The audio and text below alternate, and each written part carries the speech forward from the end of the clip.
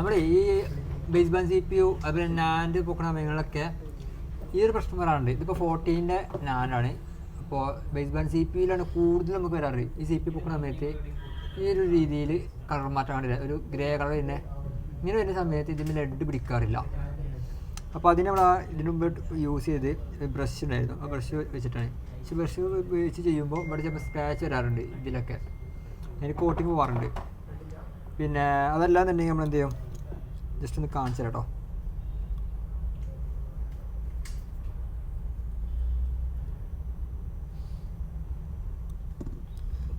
നമ്മളിവിടെ 138 PPD apply ചെയ്യുക.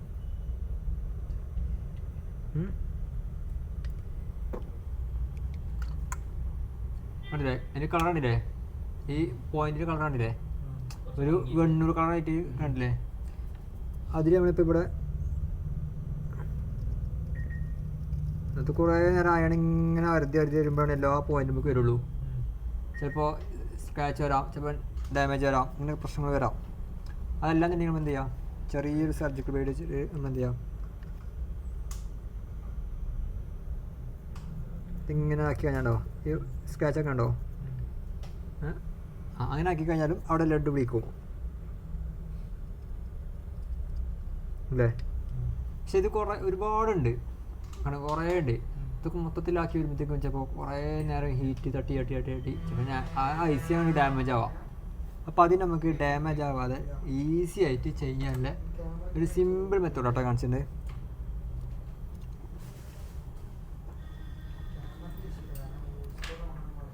PPD എന്ത് ചെയ്യുക, കുറച്ച് ആക്കി കൊടുക്കുക.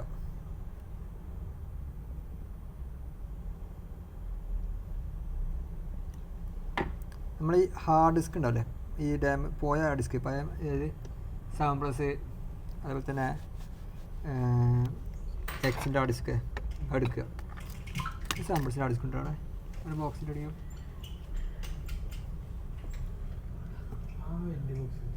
കുഴപ്പമില്ല കിട്ടിയാണ്. ഹാർഡ് ഡിസ്ക് ഉണ്ടല്ലേ, നമ്മളെന്താ ചെയ്യുക, ആ ഹാർഡ് ഡിസ്ക് മുകളിൽ കടത്തി വെക്കുക. ഓക്കെ,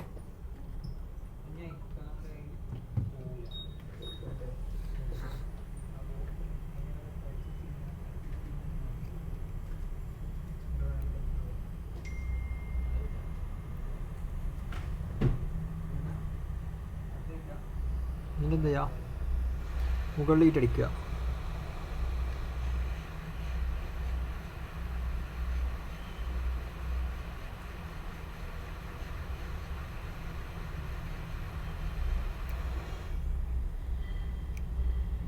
ഓക്കെ, ഹീറ്റടിച്ച് കഴിഞ്ഞു.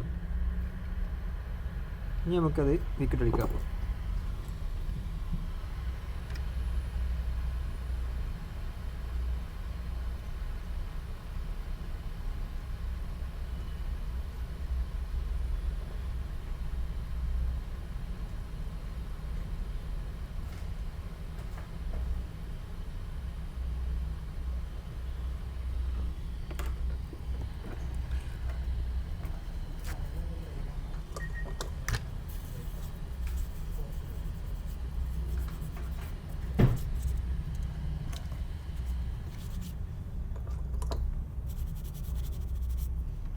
എന്തായി കണ്ടില്ലേ, ആ ഒരു സംഭവം അവിടെ ഇല്ലല്ലോ, ഫുൾ ഓക്കെ ആയി.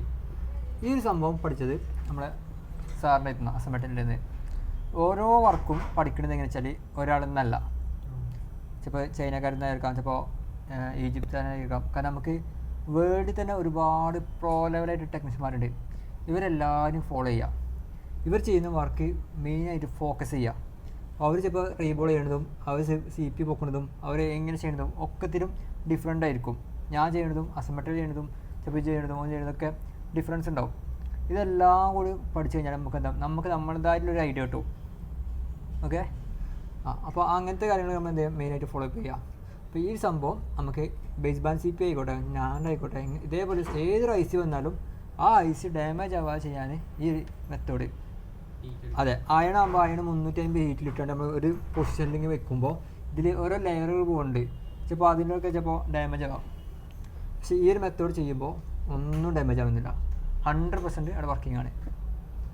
ഓക്കെ അല്ലേ?